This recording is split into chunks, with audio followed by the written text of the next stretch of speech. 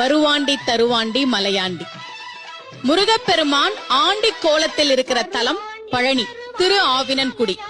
அவன் ஆண்டி கோலத்துலதான் இருக்கானே தவிர ஆண்டியா இல்ல. அவங்க அப்பா குபேரனுக்கே நிதி கொடுத்தவர். மாமனாரு பெருமாள், மாமியாரு மகாலட்சுமி தாயார்.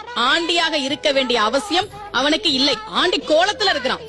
அந்த கோலத்தில் தன்னை வந்து வணங்குகிற பக்தர்களுக்கு ராஜபோக வாழ்க்கையை தரக்கூடியவன் தான் பழனி மலையில இருக்கக்கூடிய முருகப்பெருமான்.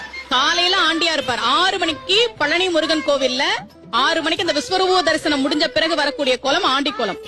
சாயந்தரம் ராஜ அலங்காரத்துல காட்சி தருவார். என்ன தெரியுமா?